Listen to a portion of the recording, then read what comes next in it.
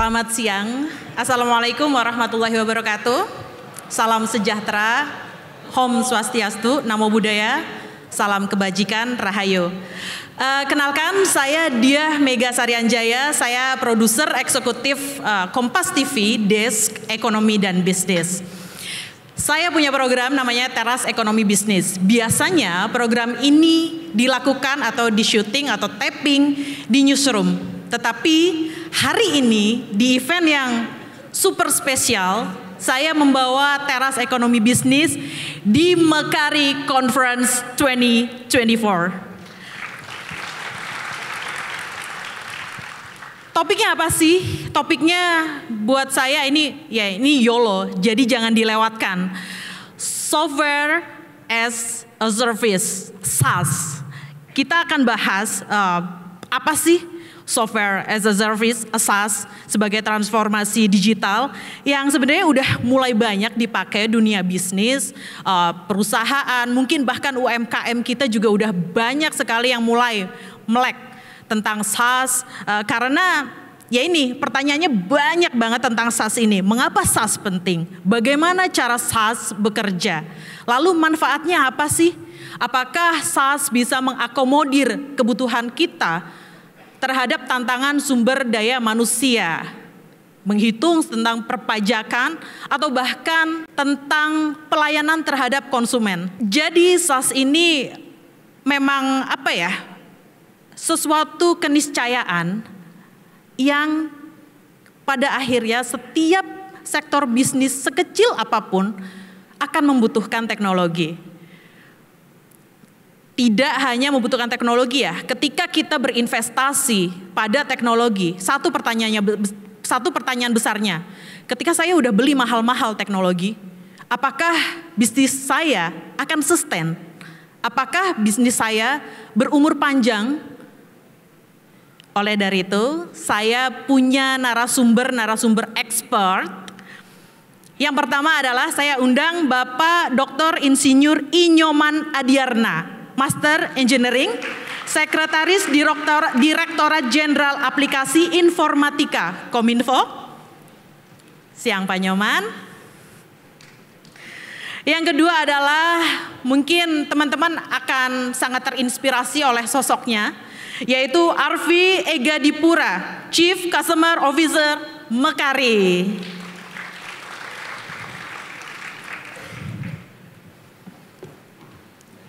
Inspirasi. Coba nanti digali dengan Mas Arfi. Yang ketiga adalah Christian Marides Marpaung, peneliti Litbang Kompas.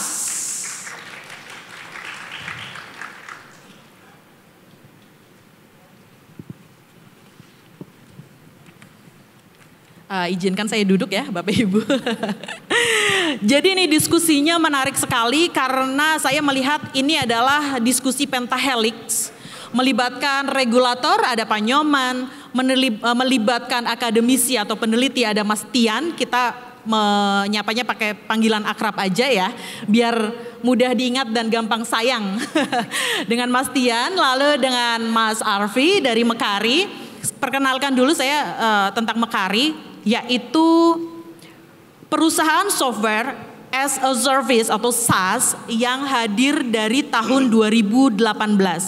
Sekarang perusahaan yang memakai teknologi SaaS milik Mekari sudah berjumlah ribuan.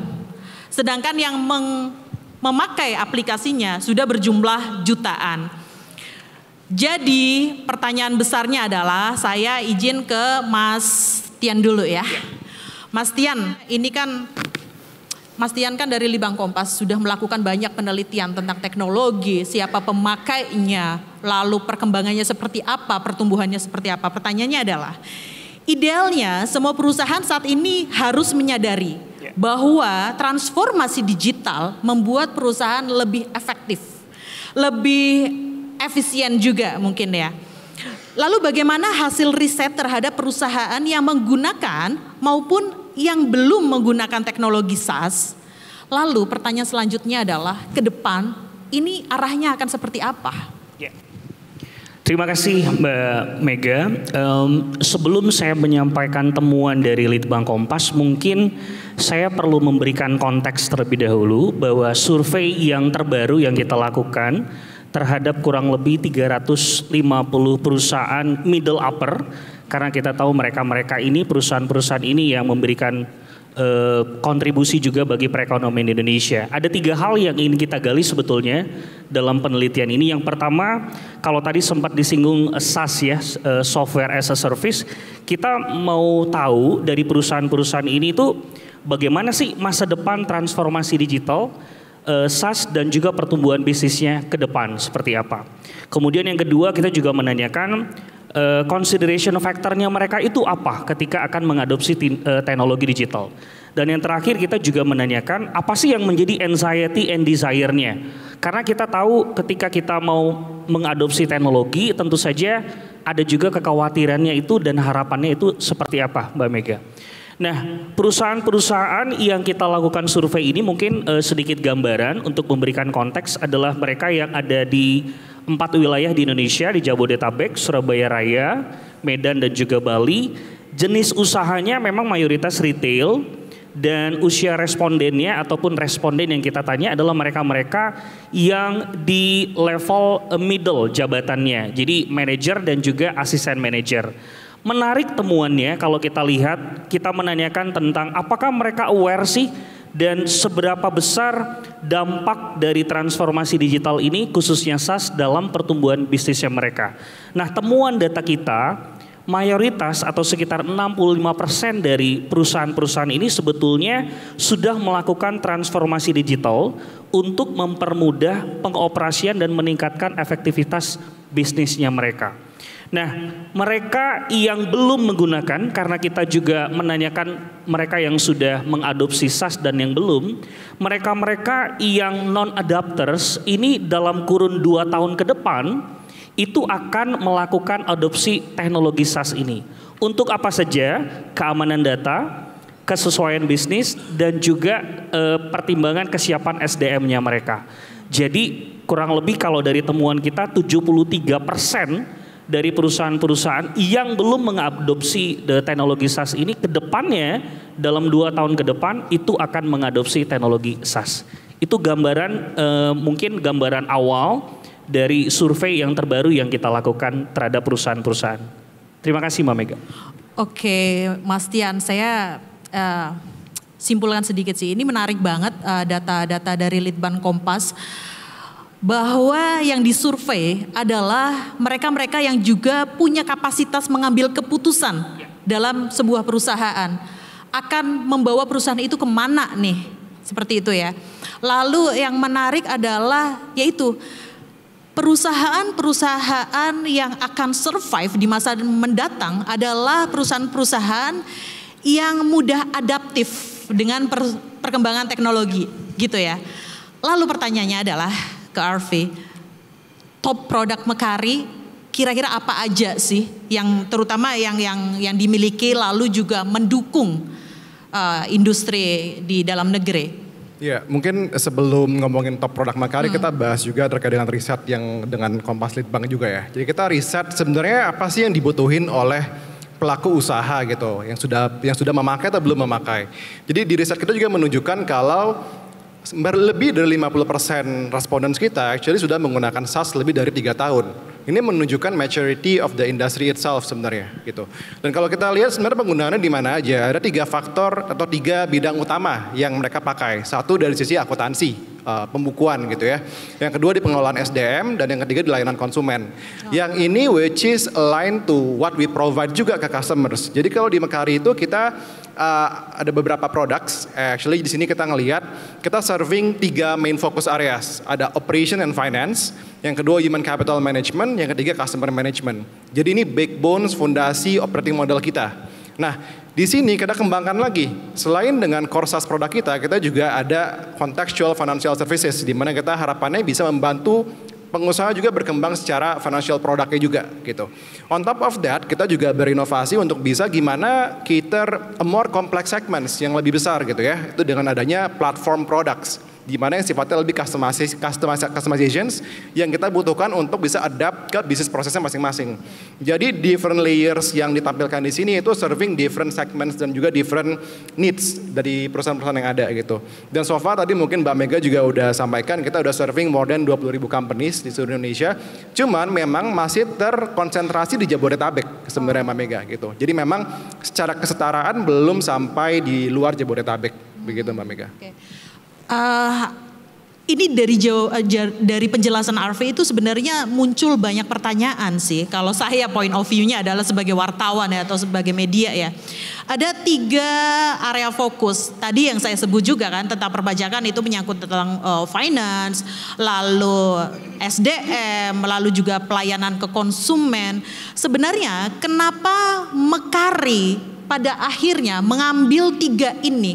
Apa yang Mekaari baca dari market atau dari dunia bisnis di Indonesia lah? Kenapa ini penting buat mereka? Ya. Jadi mungkin sedikit backgroundnya kita started dari dua yang pertama, finance operation sama human capital management.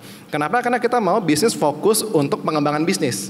Jadi yang sifatnya administratif, yang ribet, itu kita bisa bantu solve dengan sistem. Itu thought thinking di awalnya gitu. Nah kedepannya kita melihat juga sebenarnya banyak potensi untuk expanding ke other areas, terutama customer management. Karena 3 data ini merupakan 3 data yang sangat fundamental di bisnis. Data keuangan, data konsumen, data karyawan, itu merupakan 3 core data points yang perlu di capture sama sebuah perusahaan dan bisa dianalisa dengan baik gitu. Jadi by having all these 3 functions digitalized, harusnya mereka bisa membuat keputusan bisnis yang jauh lebih solid ke depannya gitu. So that's the simplified answer to the question sih. 3 nyawa bisnis ya. 3 nyawa gitu. Pak Nyoman, ini kita udah dapat ya point of view dari penelitiannya seperti apa, perkembangan pengguna SaaS, lalu pertimbangan Mekaari kenapa SaaS itu penting bagi industri kita. Dari pemerintah sendiri, bagaimana memposisikan bahwa pemerintah memang mendukung perkembangan teknologi ini dan mendukung juga bahwa pelaku bisnis kita cukup adaptif kok, cukup siap kok dengan perkembangan teknologi. Silakan Pak Nyoman. Baik, terima kasih Mbak Mega. Jadi tentu saja pemerintah menyambut baik ya perkembangan teknologi yang bisa dimanfaatkan oleh para pelaku usaha. Tugas pemerintah ya, terutama Kementerian Kominfo selama ini mungkin 2 hal yang dikenal di publik ya. Pembangunan infrastruktur, kemudian urusan blokir-memblokir.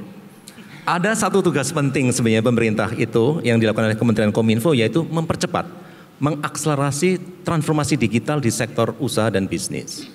Nah, saya melihat SaaS ini sangat membantu ya para pelaku usaha. Saya kebayang dulu misalnya ya pelaku UMKM mau menggunakan aplikasi, katakanlah membuat laporan keuangan, memantau persediaan, mereka harus beli. Kemudian mereka harus punya server sendiri, belanja orang juga untuk mengurusi itu. Sekarang nggak perlu ya, cukup berlangganan aplikasi SaaS ini dan semuanya sudah disediakan.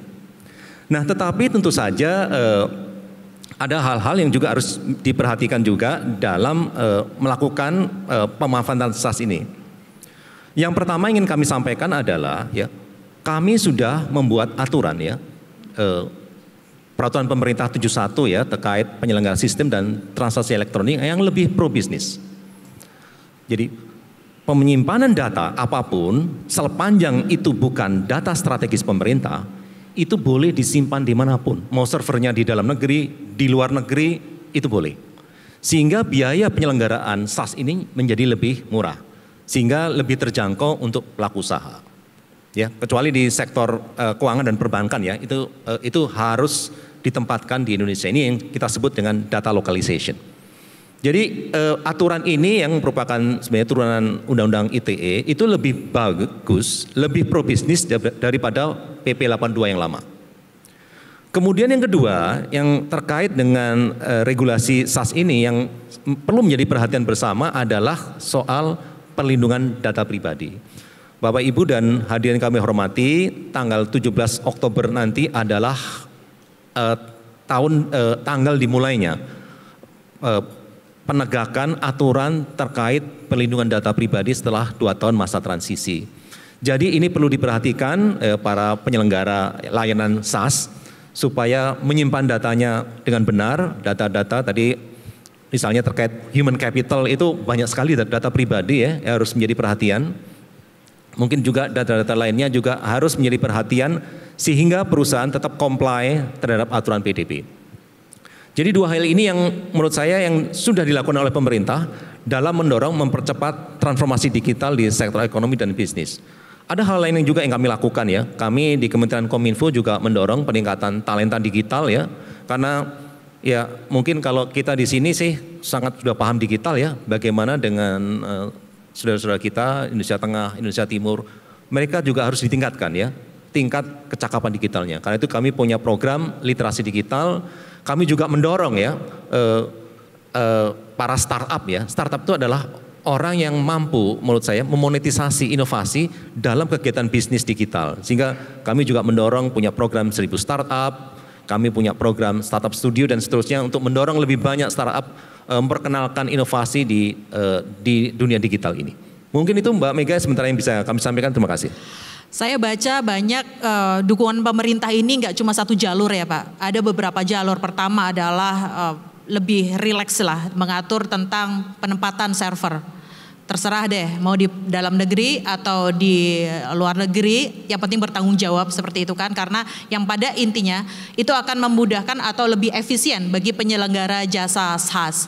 Yang kedua adalah tentang perlindungan data pribadi. Nah ini sebenarnya saya juga punya catatan sih Pak untuk pemerintah bahwa literasi adalah pekerjaan rumah di Indonesia tentang teknologi karena Pak izin inklusivitas masyarakat kita terhadap teknologi itu sudah sangat tinggi.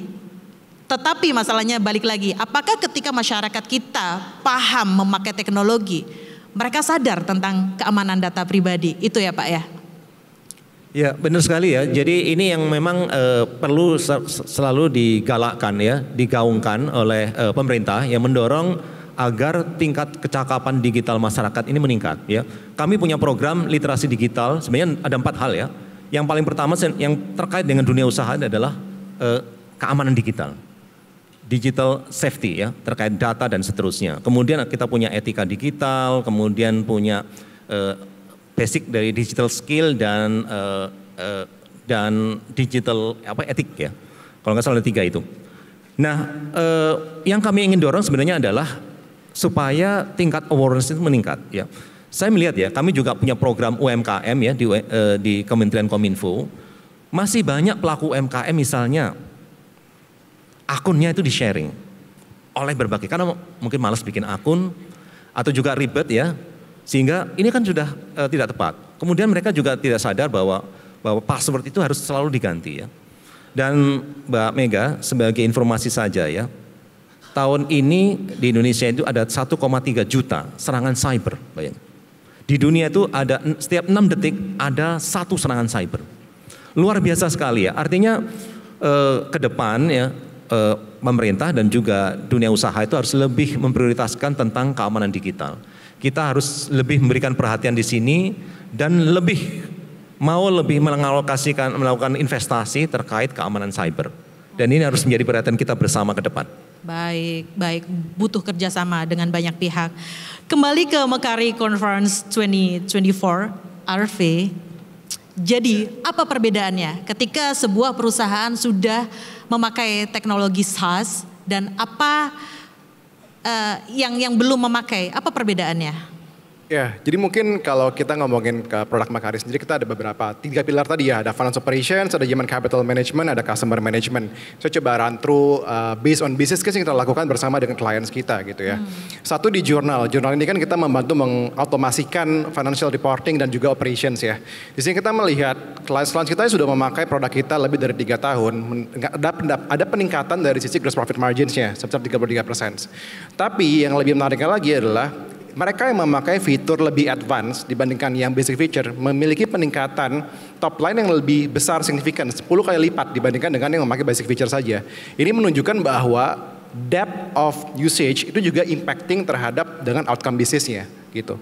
Terus yang kedua mungkin sedikit dari sisi mencari talenta, which is ini lebih ke human capital management. Kita melihat dua indikator utama HR yang itu turnover rate dan juga employee growth. Indikator positif semua nih setelah 3 tahun pemakaian. Tapi again yang perlu digarisbawahi adalah masalah konsistensi pemakaian tadi. Jadi adopsi itu tidak hanya pemakaian awal, tapi konsistensi dan juga mendapatkan impact business value-nya gitu. Itu yang paling utama. Dan mungkin yang ketiga ini kita juga baru launch recently contact service switch di kontak gitu ya. Kita melihat ada dampak positif di 2 indikator utama pelanggan customer service gitu ya. Ya first response times dan juga resolution time. Keduanya cut by half by using our products gitu. Jadi ini kita perlu joint efforts antara penyedia teknologi dan juga pelaku usaha untuk bisa mengimplementasikan secara proper. Dan mungkin yang terakhir saya tambahan sedikit terkait dengan inovasi AI kita. AI kan lagi kenceng ya sekarang semuanya mau pakai AI gitu. Tapi kalau kita coba prioritasin mana AI yang actually deliver business impact. For example di jurnal kita menyediakan AI terkait dengan summarization of financial statements. Yang sebelumnya mungkin butuh orang keuangan untuk melakukan summary secara manual. Butuh waktu mungkin seminggu gitu ya untuk bisa itu. Tapi dengan AI yang kita implement ini bisa deliver hanya less than 1 minute gitu. Jadi kan time difference-nya sangat signifikan. Dan juga di HR juga sama, kita juga melakukan banyak otomasi dari sisi delivery of insights gitu. Jadi yang sebelumnya mungkin butuh waktu mingguan, kita bisa cut it out sampai less than 15 seconds gitu jadinya. Jadi banyak-banyak hal yang kita ngelihat sebenarnya inovasi ini perlu dilihat dari sisi business needs. Jadi jangan cuman kita melihat pemain apa pakai apa kita ikut apa gitu. Jadi jangan kayak bahasanya FOMO gitu ya. FOMO, ya. Fear of missing out gitu. Gitu sih Mbak Mega. Oke. Kalau audiens gak ngantuk, ada satu kunci Arfi tadi jawab, yaitu profit margin. Semakin teknologi bersahabat dengan margin, ya kan? Ya kita pakai teknologi untuk menambah margin dong. Ngapain saya belanja atau investasi teknologi kalau margin saya jalan di tempat kayak gitu? Masalah efisiensi sama effectiveness kan sebenarnya. Baik lagi. Bahwa margin itu juga berasal dari operasional perusahaan. Dari yang tadinya memakan waktu 1 minggu, kini bisa dengan hanya 1 menit. Kayak gitu kan ya. Oke, Arfi, pertanyaan puncaknya adalah bagaimana SaaS mengantar sebuah perusahaan tidak hanya tumbuh lalu berkembang, tetapi juga sustain, umurnya panjang. Bagaimana? Konkretnya gimana deh? Ya. Oke, mungkin untuk adopsi teknologi kita perlu lihat juga dari sisi kebutuhan bisnisnya. Tadi yang saya perlu garis bawahin, kita perlu understand pain points-nya di mana, yang paling utama perlu di fix yang mana, gitu. Understanding the needs. Yang kedua juga mempersiapkan sumber daya manusia, karena in the end SaaS hanya sebuah alat. Jadi bukan ini sebagai silver bullet, semua masalah akan selesai dengan teknologi atau SaaS. Justru yang lebih fundamental adalah masalah sumber daya manusianya gitu. Percuma kita investment di billion dollars teknologi, tapi kalau kita tidak punya human capital yang memadai. Jadi itu menjadi fundamental awal yang penting. Dan juga masalah kontinuitas. Jadi investasi teknologi itu nggak bisa cuman kayak one off. Tapi kita perlu lihat juga perkembangannya ke arah mana dan apakah itu fit to our business challenges. Karena setiap company pasti memiliki challenge yang beda-beda kan. Dan juga ngomongin skala bisnis beda-beda. Ada yang micro sama enterprises gitu. Jadi be mindful of what you're investing. Dan juga be mindful of your readiness juga untuk invest di teknologi gitu. Terutama ngomongin adopsi emerging teknologi kayak blockchain, AI itu kan sangat kompleks ya. Jadi need to have a comprehensive review dulu sebelum melakukan implementasinya. Apakah kita ready secara pelaku usaha atau enggak gitu sih. Mbak Mega. Tapi gini Arfi, gimana Mekari perjalanan, saya pengen dikasih insight juga sih tentang perjalanan Mekari bahwa mencapai titik sekarang ini pasti kan gak mudah ya. Bagaimana memulainya dari nol sampai akhirnya growth, tumbuh dan sebenarnya konsisten pertumbuhannya?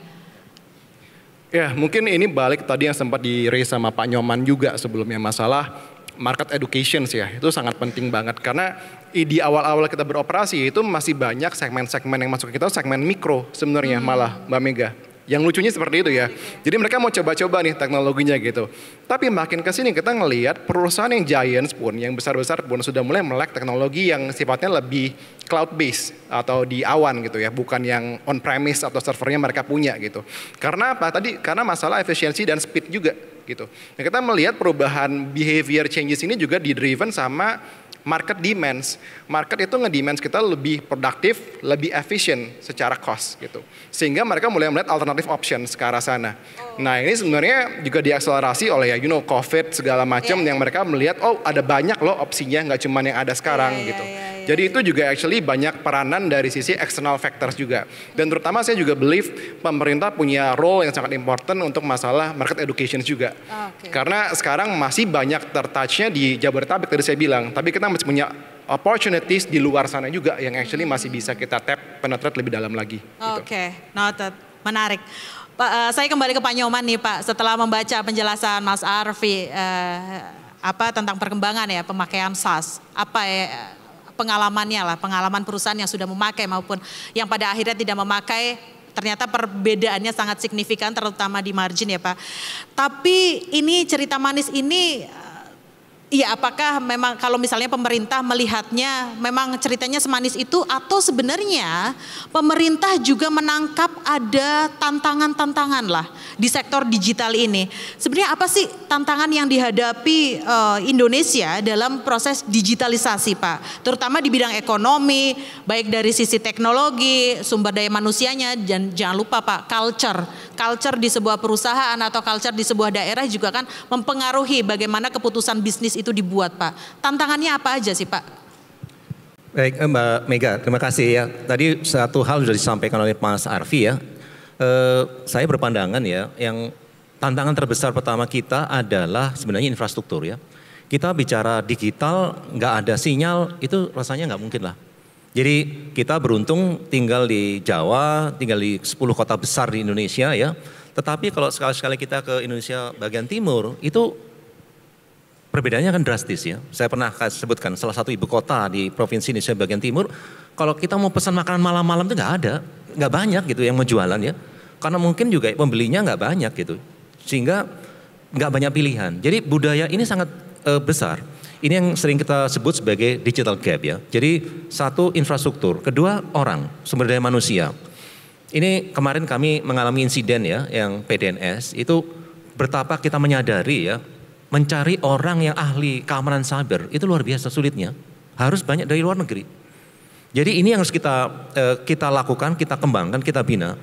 Hasil dari kajian kami, dalam 8 tahun ke depan, kita kekurangan 9 juta orang yang harus ditingkatkan kemampuan digitalnya, mereka yang baru lulus, mereka yang sudah bekerja, dan ini harus dilakukan secara masif ya. Tentu saja pemerintah nggak bisa sendirian, harus bekerja sama dengan orang lain. Tadi terakhir yang Bu Mega sampaikan benar, meningkatkan budaya. Budaya digital ini sudah menjadi perhatian kita cukup lama ya. Tadi saya ada 4 sebenarnya yang kita lakukan ya, terkait literasi. Orang sudah terbiasa bertransaksi digital, tapi tingkat kecakapan digitalnya belum tinggi. Belum bisa membedakan informasi yang mana yang benar, yang tidak. Ini juga tantangan sendiri bagi kita ke depan. Mungkin itu 3 hal saya pikir Bu Mega yang perlu menjadi perhatian Indonesia ke depan ya. Kalau kita ingin melangkah lebih baik lagi ke depan. Makasih. Melangkah lebih baik lagi. Tetapi yang saya garis bawain lagi Pak, tolong ya tadi Pak, masalah infrastruktur itu yang belum merata ya. Jangan sampai teman-teman atau pengusaha-pengusaha menengah lah di luar kota-kota besar ini tidak bisa mengakses atau tidak bisa menikmati teknologi seperti yang diberikan oleh Mekaari, seperti itu sih Pak. Mas Tian, ya. Saya ke Mas Tian.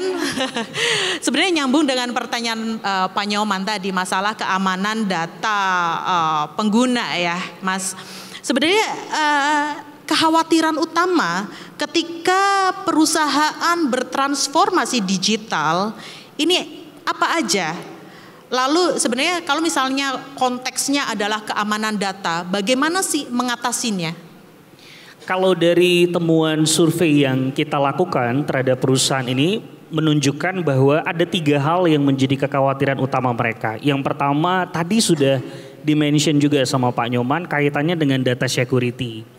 Jadi 43% menyatakan khawatir sekali karena ada data-data confidential dari perusahaan tersebut yang harus dalam posisi aman begitu ya. Kemudian berikutnya adalah SDM yang sulit untuk beradaptasi, kondisi SDM yang mereka existing saat ini miliki, dan tadi juga kaitannya dengan biaya yang mahal. Nah tetapi kita juga menanyakan apa sih solusi yang dilakukan secara internal perusahaan untuk mengatasi 3 obstacle ini atau 3 kekhawatiran ini. Yang pertama, rekrutmen digital talents, karena tadi kaitannya dengan SDM ini menjadi faktor penting dalam upaya adopsi teknologi. 47% itu mengatakan akan melakukan rekrutmen digital talents, kemudian 41%-nya mengatakan akan segera mengimplementasikannya dan mengadopsi teknologi tersebut jadi learning by doing. Kemudian peningkatan cyber security yang tadi juga disinggung oleh Pak Nyoman. Ini yang menjadi kekhawatirannya mereka terkait dengan implementasi SaaS di perusahaannya mereka, Mbak. Oke, sebenarnya ada benang merahnya juga dengan yang tadi dijelaskan Arfi ya, bahwa sebenarnya di sini letak kuncinya adalah talentanya, bahwa skillsnya hanya switching ya Arfi, dari konvensional menjadi lebih berteknologi seperti itu kan ya? Ya, betul. Jadi kalau saya lihat sebenarnya dari masalah kesiapan SDM ini menjadi faktor yang utama sih sebenarnya. Baik challenge dari sisi pelaku usaha maupun kita sebagai teknologi provider. Karena tanpa ada talent yang memadai, nggak akan ada yang bisa pakai. Ya oke, mereka adopt, tapi mereka doesn't really use the product and get the benefits out of it gitu. Jadi itu yang paling utama sebenarnya. Of course kalau data security juga mungkin jadi concern utama untuk yang lebih besar. Karena kalau kita ngomongin pemain UMKM, mungkin itu bukan concern yang paling major di mereka gitu. Tapi kalau when we go skills yang lebih besar itu menjadi faktor yang sangat crucial untuk yang enterprises gitu. Ini durasinya udah tipis banget, tetapi saya masih penasaran dengan beberapa poin, terutama dengan Mas Tian juga nih Mas. Jadi teknologi ini kan ke depan masih akan terus berkembang ya. Teknologi tidak hanya berumur sampai sekarang, tidak. Tetapi gini Mas, outlook-nya gimana sih perusahaan tentang masa depan teknologi dan bisnis ini? Lalu apa saja teknologi inovatif yang sebenarnya para UMKM atau pengusaha ini butuhkan? Kalau kaitannya dengan outlook, kalau kita lihat based on data, kita menanyakan tentang bagaimana kesiapan dari perusahaan-perusahaan ini dalam mengadopsi teknologi digital. 85% dari mereka menyatakan antusias dan siap untuk menghadapi transformasi digital ke depan. Nah, teknologi SaaS yang tadi disampaikan oleh Mas Harvey, dalam hal ini penyedianya adalah Mekari. Untuk SaaS ini sebetulnya menurut perusahaan-perusahaan itu sudah memadai dan memenuhi harapan. Nah, mereka menyatakan bahwa transformasi digital ini juga akan membuka peluang-peluang yang baru dalam pertumbuhan bisnis mereka. Apa aja sih transformasinya? Paling tidak ada 2 hal utama. Laporan keuangan dan juga transaksi supplier. Nah, kemudian kita juga tanya, teknologi masa depan apa lagi yang diinginkan oleh perusahaan untuk bertumbuh? Karena kita bicara tentang sustainability tadi ya Mbak ya. Bagaimana mereka mau terus bertumbuh secara sustain. Paling tidak ada 4 hal yang kita temukan. Yang pertama adalah teknologi database, kemudian teknologi berbasis awan atau cloud, teknologi blockchain. Nah yang terakhir ini kaitannya dengan mereka juga sudah mulai mencoba mengadopsi kecerdasan buatan atau AI, artificial intelligence dalam proses bisnisnya mereka. Nah, teknologi-teknologi inilah yang dibutuhkan bagi perusahaan-perusahaan dari hasil survei kita untuk mereka boleh bertumbuh secara sustain ke depannya. Gitu kira-kira, Pak. Oke, menarik. Karena diskusinya sebenarnya banyak banget Mas Arfi. Jujur saya pengen tanya ya karena saya point of view-nya adalah wartawan ya. Pasti kan dijawab apa, pengennya nanya apa lagi ya. Tapi ya itu keterbatasan durasi nih Pak. Terakhir untuk Pak Nyoman, dengan tantangan digital yang ada dan pertumbuhan teknologi ini, dari skala 1 sampai 10, posisi Indonesia ada di mana? Singkat saja Pak Nyoman. Saya nggak bisa jawab, saya harus survei dulu. Tapi gini ya, mungkin saya banyak data ya, kalau bicara digital dari IMDA ya, Digital Competitiveness Index, itu Indonesia di berapa. Ada AI Readiness Index, banyak peringkat. Tetapi secara benang merahnya gini, kita di negara ASEAN itu selalu di bawah Singapura, Malaysia dan Thailand. Kadang-kadang kita di atas Vietnam, kadang-kadang di bawah. Kalau dengan Filipina dan lainnya selalu di atas. Jadi ini tantangan kita ke depan ya, kita ini negara besar sehingga ya perlu sih kita mempercepat itu. Dan satu hal Mbak Mega ya, digitalisasi itu bukan masalah negara berkembang. Di Eropa, di Jepang, itu masalah besar. Ya, jadi di Jepang itu mereka sampai bikin digital agency, tujuannya adalah mempercepat. Karena orang Jepang itu pemerintah Jepang terlalu melindungi orang-orang tua supaya mereka nggak perlu belajar digital, semua layanan bisa pakai cash, bisa pakai digital. Tapi itu akhirnya ke depan memberatkan mereka. Di Eropa masih banyak orang pakai facsimile, masih semua pembayaran masih pakai kartu kredit, masih dominan. Jadi kita punya peluang lebih besar ya, late adopters itu kan bisa lari lebih kencang daripada mereka yang sudah duluan.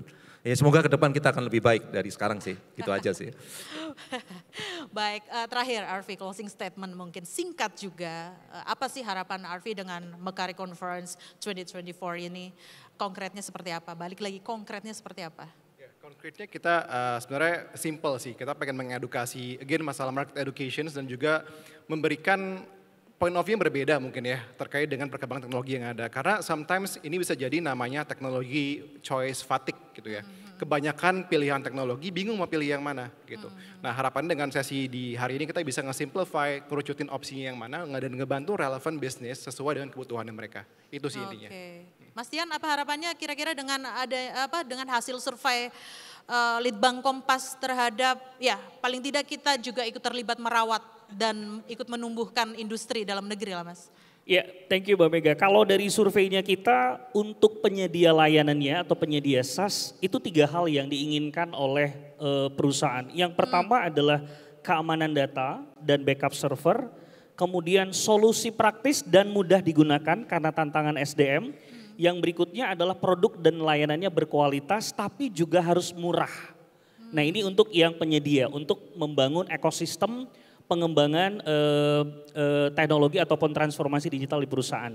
Nah bagi pemerintah, mereka mengharapkan regulasi yang menekan cybercrime dan data security. Ini menjadi penting. Yang berikutnya adalah, tadi sempat disinggung juga, infrastruktur, regulasi dan standarisasi dalam mendukung adopsi teknologi di perusahaan.